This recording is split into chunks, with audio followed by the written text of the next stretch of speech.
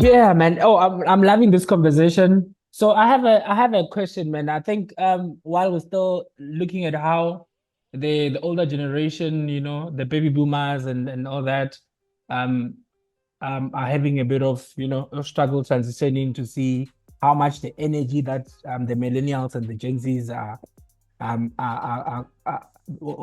obviously have.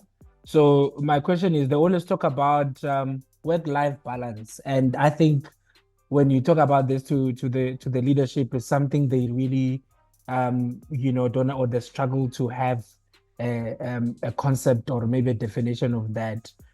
Is there such a thing as work-life balance? Because it's something that the millennials mention it a lot. And yeah, they talk about flexibility of work, working from anywhere we want. What's your take on that? So it's also an interesting one. Is there such a thing as work-life balance? So I think it goes back to the earlier conversation that we had initially about having a corporate hat and a home hat Hmm. and wanting to separate the two. And I think the challenge is people not understanding why that has to be one hat and why you wouldn't separate the two because it's two completely different spaces. I believe that you deal with whole individuals. Hmm. You don't deal with one-sided individuals. So you need to factor in that what happens in the rest of their lives, and it needs to be taken into consideration. And I suppose maybe that's what work-life balance is trying to accomplish, to say this is a whole human being. Yes, they Hmm. are performing and they are delivering on a work front, but beyond that, they've also got a life that has certain areas. And I believe in understanding that it's a whole human being and the fact that their life needs to be balanced and actually advocating for that as a business. What that looks like then depends on the kind of environment that you are working with. But like I Hmm. said, I think people are starting to make decisions in the corporate space that does lead to a balance with Hmm. their work and their lives. So failing or ignoring that completely, I think from an organizational perspective, does reduce the talent pool that you are working from. Should people then expect organizations to go all the way out and change their processes and the entire narrative? I don't think so. But I Hmm. do think there are little ways that we can be more flexible to meet people where they are.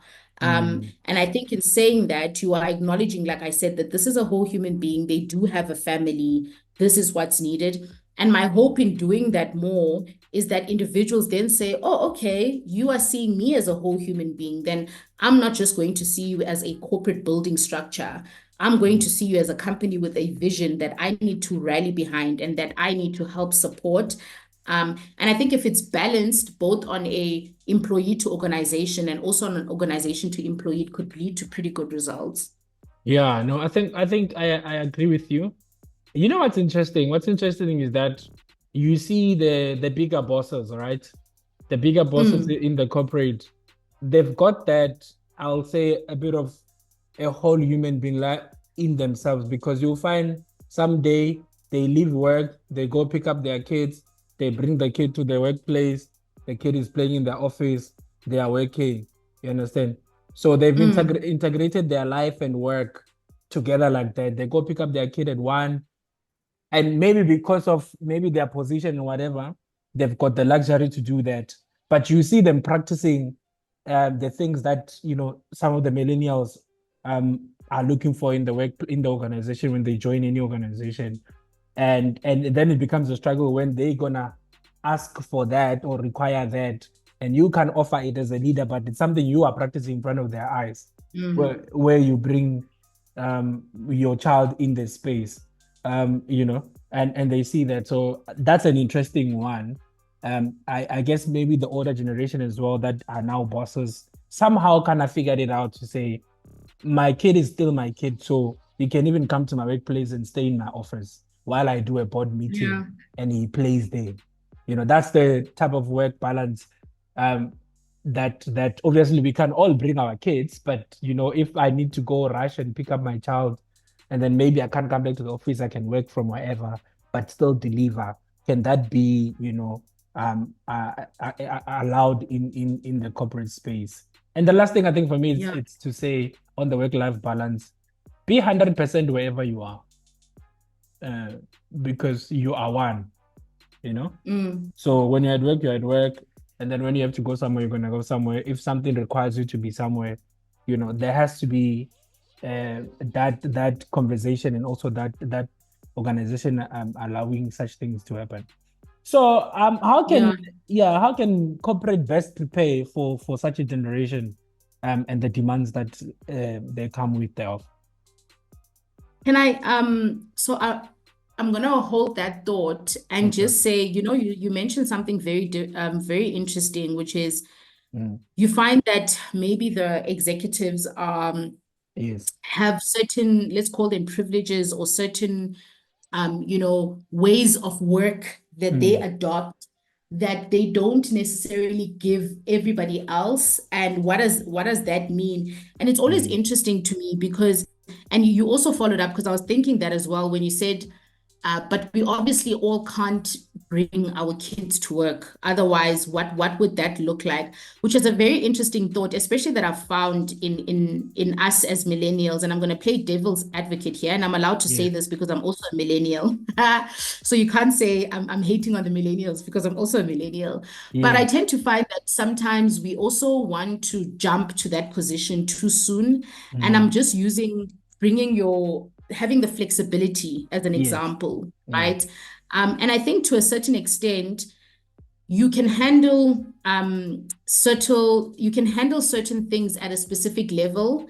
And then sometimes one needs to have, let's call it specialist experience or have experienced structure enough in order to handle flexibility. And I'm not saying that's the case in all cases, but I think we also need to be very mindful about entering the corporate space and it's your first year of ever working. You haven't really Mm, trained well, you're not experienced and well versed, but you want flexibility. You want to work from mm, anywhere and you don't want to be micromanaged. And after mm, 3 months, you feel like you can now be the CEO and you can take mm. over. You want a promotion every 6 months because you feel like that's where you need to be and you want flexibility and to work from anywhere in the world. So I do think that we also do need to do a bit of groundwork. And I tend to find that we want to do that less and less. And we Mm, want sometimes flexibility more and more, flexibility to work anywhere, to, be promoted too soon and all of those things. And I think there's a time and place for everything, but I think our yes. patience levels are also questionable at the best of times when it Mm, comes to that. Do I believe in flexibility? Yes, but I mm, also believe that flexibility comes with a lot of responsibility. yes. And one has to be ready and in a position to, like you said, bring their 100% no matter where they are. And Mm, usually, in most cases, that's not from the first day of work, coming out of yes. varsity with no experience. And so I do think structure also has its place.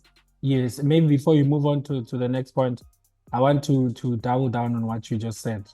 Do you think Mm. that we also struggle to play the long game type of a thing where if it's your first day at work, the next 2 years, build foundation, put on work, learn as much as you learn, know your job, be good at it, and then when you get promoted, then you get the benefits and the flexibility that comes with the job. Do you think we rush to want to be up there?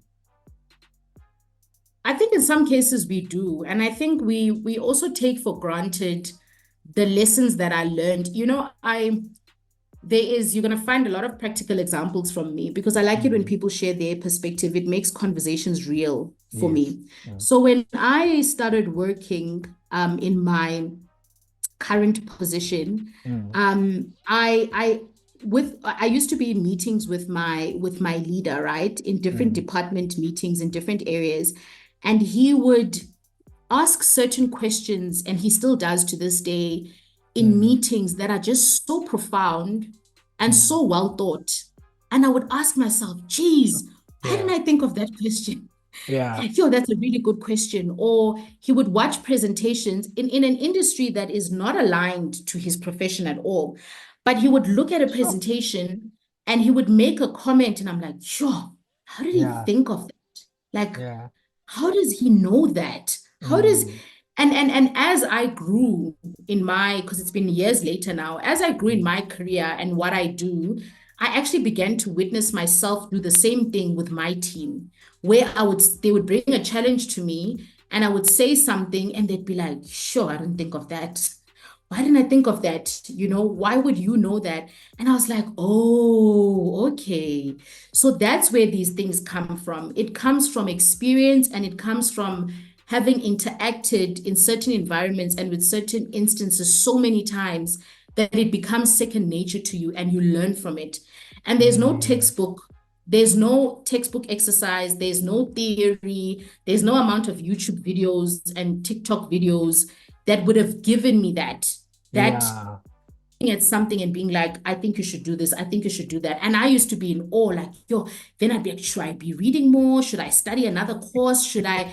But it's because of experience. He's been Yeah. in those rooms so many times that he's identified certain trends. He's picked Mm. up on experience and he's able to probe in certain ways. And it's only up until I also went through those experiences and I was able to do it to my team that I was like, yo, experience is actually very valuable, Yeah. very, very valuable.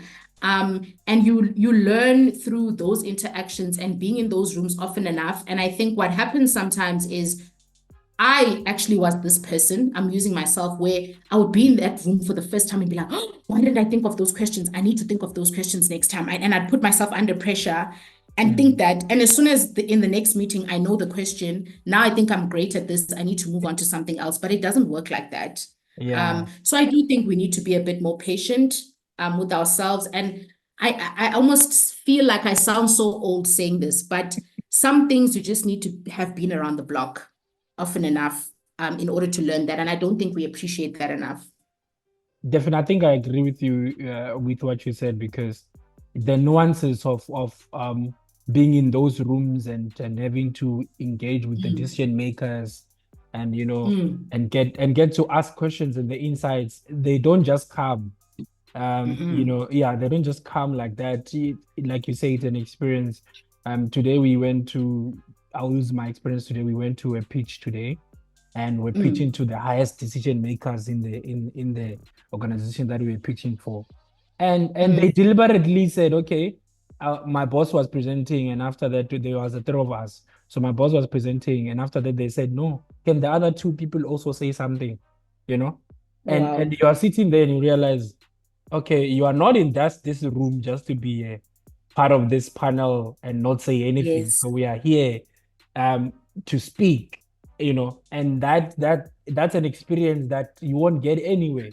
So now you're Yes. speaking to a decision makers, board members here, and they're hearing your insights and they want to hear what you think because you are not accompanying these people here. So it's such nuances that you're talking about to say if you allow the process as a young person to be in those rooms in the middle, maybe the first time you might be quiet because you don't know you are scared, you know. But Mm. as many times as you go into that room, you are growing in the confidence, in the experience, and in understanding that maybe when you pitch to people, this is what they want to hear as well. And it's so interesting because I am a risk averse individual by nature. So I always Mm, or I often used to avoid those rooms or rooms where I'm uncomfortable or I feel like I'm not experienced enough. But I'm telling you, there is no, for everybody listening out there, especially if you're in the beginning stages of your career, there is no cheat code. There is yeah. no way around it. You need to be in that room. Mm, And eventually you need to speak. That's the only time that you are going to know if you know what the right thing to say is, how far off you are from the right thing, how to mm, refine yourself and how you communicate. I wish, because like I said, I used to be this very scared person. Like, I don't want to speak unless I'm going to be perfect. I don't yeah. want to ask a question because it might be a stupid question, but it's only up until you actually do it and you learn, that wasn't the smartest of questions. But now you know because of Yeah. the reaction. And you go home, you Mm, do your homework. In the next presentation, you show up even better because they forced you to speak the last time. So with you, definitely. with sharing your experience, I would really I always encourage my team and I say, Mm, if you have an opportunity to go to that presentation, please go. And when I invite you to a presentation, have something to say, have mm, something to add, have a question to ask. It's only in that interaction that you can get better in it because I also think we're very scared sometimes. yes. we stay in those rooms and we observe for too many years, in my view, Yeah. without really learning.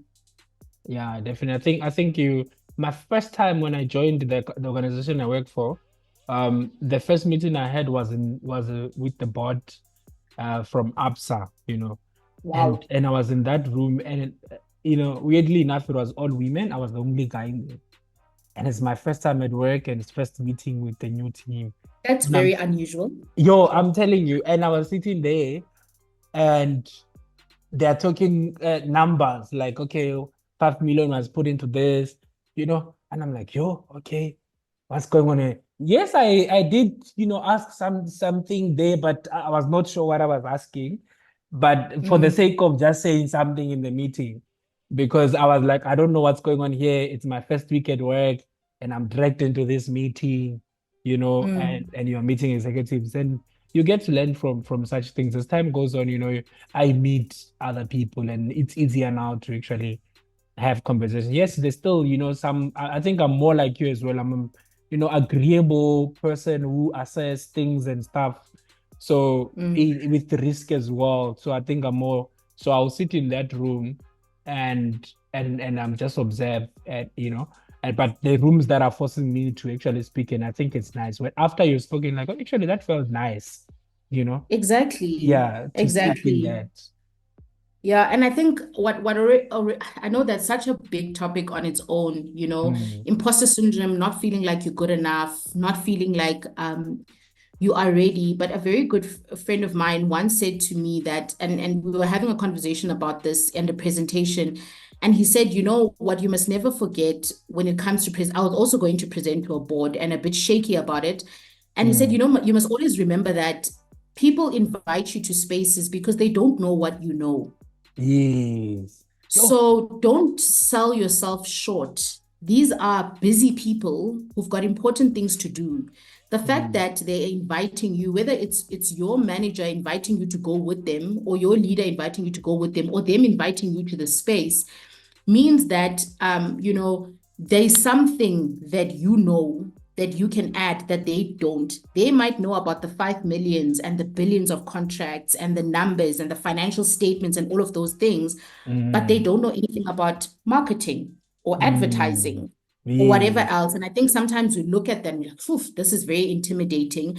But there's definitely something that you know that they don't, and that's why you're in that room.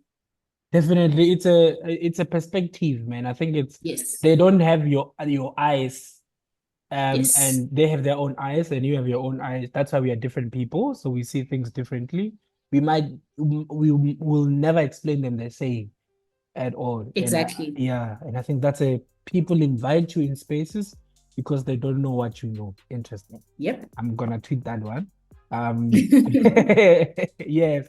So, how can maybe corporate, or leaders in general best prepare to lead maybe millennials? Well, like, what are the practical things that they can do to actually prepare themselves when they encounter such generation, and how to actually lead them and make sure they rally behind their vision?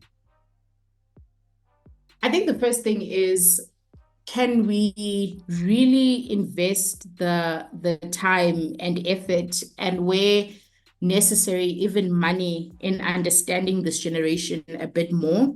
Mm, Because I think right now there's a lot of information circulating around what are Gen Zs like? What are their personalities? What is this? And they like this and they believe in that and they don't like mm, that. But I think there's more mm, to us, and there's more to millennials and any age group. And I speak the same for other age groups as well. But I mean, our focus is millennials.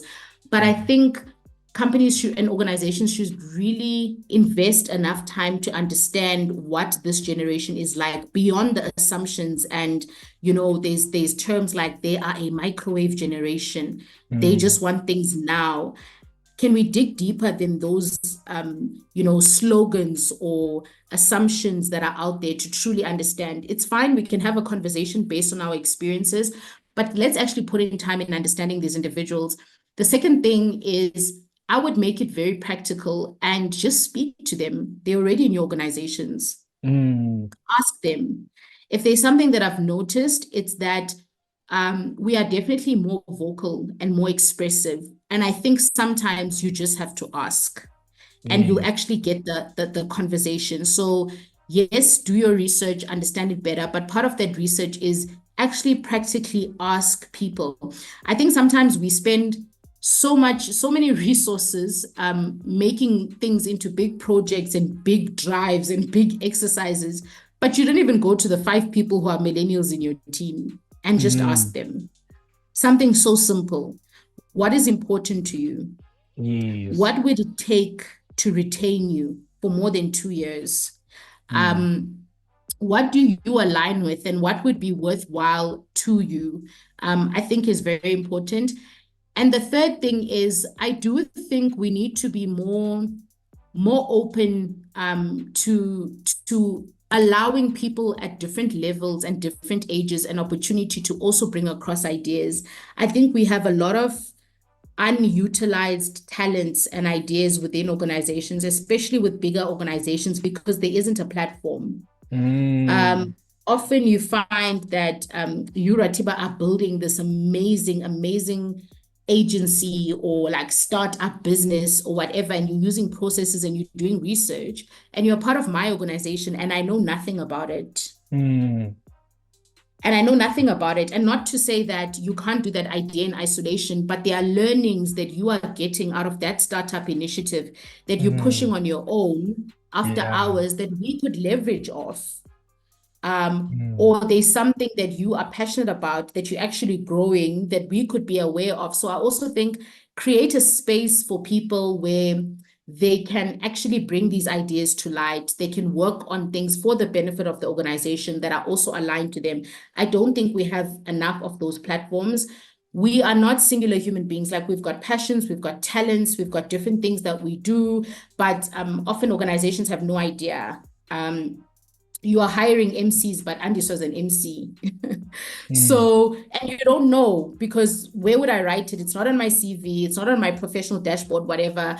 I'm just making a silly example. But I yes. think invest in stuff like that and create the platforms so that you know what are people busy with, what are their ideas. I do think it's possible for the organizations to benefit, as well as the Mm, millennials who want to express themselves, who want to do things that they are passionate about. Those are some of the practical things that I think would really work. And mm, also it's low cost, just high intentional mm. exercises that we can do to tap into that market. Sure. I often wonder how leaders feel, because we've got the social platforms and we are connected with some of our bosses on LinkedIn and many other platforms. So I often wonder how they feel when they see their employees doing amazing things outside work. They are hosting this, they are running a foundation, they are a Mm, director for this non-profit organization. I have a podcast, I'm talking to some amazing people somewhere, I often mm. wonder how they feel about that when they see such things on the social media. And this person is someone you see within the office every day. Yeah, it's such a yeah, it's an interesting thing. I think how they feel probably depends a lot on what they stand for Mm, and what they are trying to achieve. Um, mm, and I think how they feel is probably very heavily associated with what are you trying to do. For example, I said in our previous conversation that for me, a leader is someone who builds relationships, coaches, and guides, and helps people become better. mm, Not necessarily directing people to achieve an outcome. So if I was that kind of leader that I've described, I mm, would be happy mm. that because remember, as a leader, my job is to coach you to be a better you so that Yes. whatever you touch has high results. And now you are touching a podcast, Mm, right? And mm, you touching a gig or an event. So as a leader, I should celebrate that because mm, I view you as a whole human being that's multifaceted, that has different interests, and my job is to point to you so that you do other things. So for me personally, when the people that I lead have different interests, I'm very aware of their interests. I fully support what they do. And I rally and actually clap for them when they achieve certain things, because I feel like them doing that leads to more successful people and more wholesome and happy people. And if I have wholesome and happy people in my team, it means that I have more productive people in my team, which means that I'm also achieving my results. And then it begs the question of, but what happens when they outgrow you? And now that becomes the full Yes. focus. And again, back to the leadership thing, I believe my job as a leader is to coach and guide you to be the best person that you can be. Mm. And that is not limited for me to what you can give to me. I Sure. benefit from what you can give to me, but Mm. it shouldn't be limited to what you can give to me. And but that comes from a lot of work that you do, Mm. that a lot of work that you do on yourself as a leader to reach that point. Funny story, I had a mentor many years back that I still have a relationship with, and this guy, when I first interacted with him, I wasn't leading a team then. I wasn't a leader. Mm. And I used to think, yo, this guy is so philosophical. He was a CEO, he still is. And he used to speak about the work that he does on himself, Mm. and on self-awareness, and the importance of relationships and building. And I used to think to myself, what does this guy do on a day-to-day? Because like, Mm. honestly, is he a leader? Because to me, I then viewed leadership as management. Like, I viewed it as being your hands in the business, getting people to do what you want and achieving results and KPIs. And he was about investing in people, coaching people, guiding people, mentoring people to be the best they can be, being a whole individual himself. And I thought it was so philosophical. Like, how is this leadership? But honestly, that's what it's about. Um, Yes.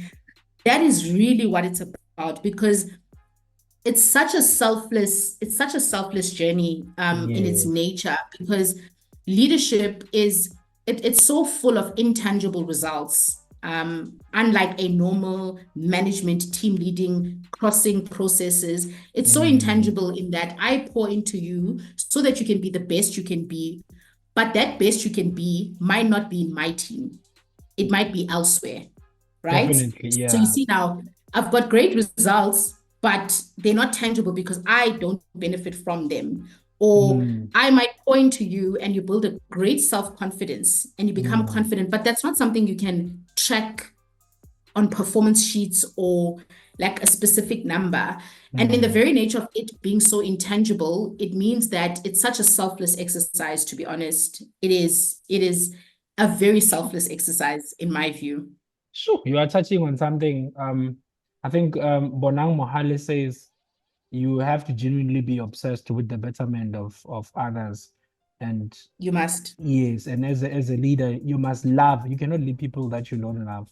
So, which bears me a thought in my head to say that then you must understand that, or you must understand the bigger purpose and the vision of why you are being given the anointing to be able to lead. Because I always say, as a leader or something, or a CEO or many other things, you are given an anointing to lead people who are sometimes smarter than you, but you are able to facilitate Mm, their thoughts and their thinking to the right mm, direction, right? Because you are given that foresight to see where their ideas and their thoughts can go to and give, and what they can be as a person as well. mm. And when now they become or that outgrow you, which is I think it's a touchy conversation for many leaders, when Yes. because you will say, am I pouring into this person for someone else, or or what? Because maybe you're not understanding what is your highest purpose as well. Maybe, and people call themselves a lot of things. The leaders call themselves growth something. They call themselves these things. And when that growth thing now manifests in how you have poured into people and they become better, or maybe even do excellently well beyond what you have done, you now have a certain feeling around those people. We would say, are you a leader or you wanted to build people for yourself, or or what? So in that, I want to Mm. ask you, what type of a leader would you say you are, as as a as now you're leading a team? What type of a leader would you say you are? Sure. Um, Can I say before I answer that, Yes. that I once, you said it's a touchy topic, which we're not going to discuss in this episode, that developing others to then let them go. I once read a quote that stuck with me early on in my leadership journey, and it said that, think about it this way, which one is a greater loss? I'm paraphrasing. Yes. You develop people, they become better and they leave, or you don't develop them and they stay. Oh, To the leaders out there, you don't develop me, I don't become the best, and I stay in your business and your organization. and stagnation happens. Or you develop me, I become better. I probably give you some of my best and then I Yeah. leave. Like, which one is worse? Would you rather have a half-baked individual in your organization because you're scared that if they reach their optimum, they might leave? Or would you rather develop me, make me reach my optimum, and just create an environment that I can actually thrive, and then I won't have to leave? And even if I do, but at least I left as an optimum individual versus being stuck in your organization, being the opposite. Sure. So think about that when you think you're pouring too much into people, either from a funding, studies, development, self-development, educational development. Just think about that and what you would rather have for your organization. And I'll leave that there. Sure. Yeah. I think we need to have a conversation to unpack that part. So we can discuss that, unpack that in another episode. yes. But what type of leader am I? So I haven't coined my own term yet, and I think I will one day when I feel like I'm at the right position to. But right now, what I do follow and align to very well is servant leadership. I really think that leadership is a calling. I think it is a selfless act of serving. Yes. And I think when we don't have it right, we often think it's something else, but it is not something that is easy. And it is not something that's for everyone. And I wish we'd really think about that before we accepted the call to lead, because there is an option. I think if we're doing it right and we're giving it the respect that it needs, we will really understand that leadership is a calling, and it's one of serving. You're literally serving individuals and pouring into them so that they become the best they can be. And I'll end by saying that there's this quote that I like that says that when you are a leader, when things go wrong, you accept responsibility, you own it and you fix it. But when things go right, you stand in the background and you clap in silence. Yes. So think of how selfless that act is, that when things go wrong, it's on you.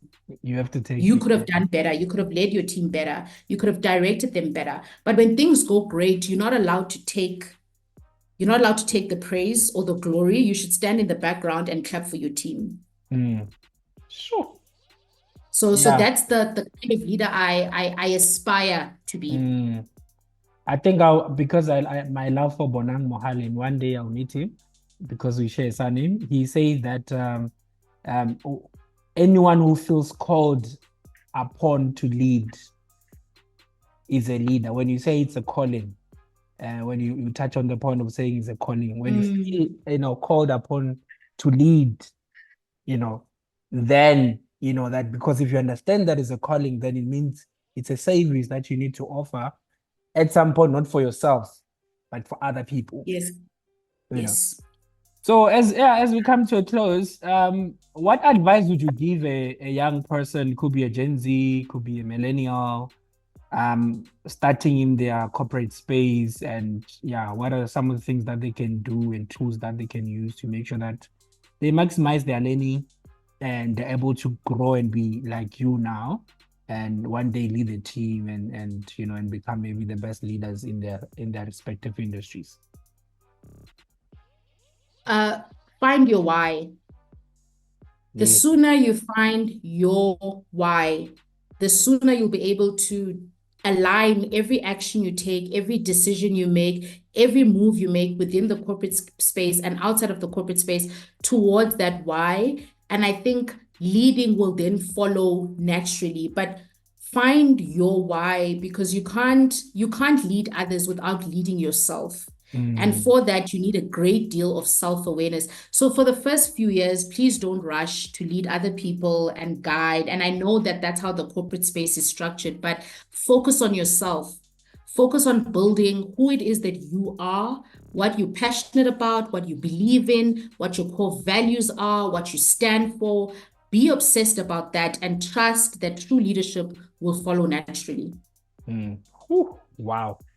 And with that, I think, we can end our conversation, to be continued again. We've got, more conversation to learn, to talk about. So thank you so much, Andy. This was a masterclass for me. And I hope, I'm so I hope, glad. I hope, if everyone that's listening, can take out nuggets out of this, can take out insights out of this, and make sure they use it and practice in their own life, and to be better, find your why, self-awareness, focus on yourself in the early years of your career, so that you're able to build Yes. the foundation of what you believe in, and you're able to be a better person.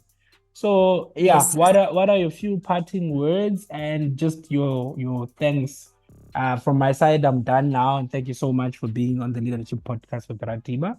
And it was an exciting and amazing time talking to you. Sure. Thank you so much for having these kind of conversations. I think it's so important.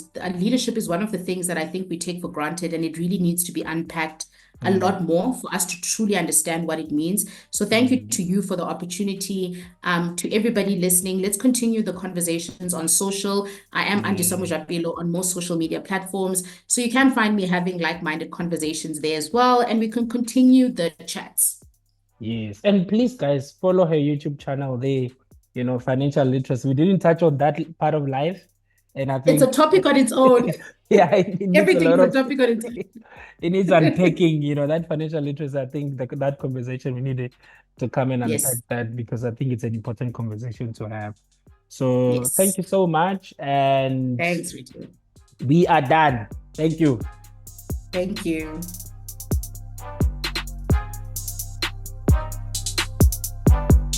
Empowerment Podcast. Inspire, equip, and empower.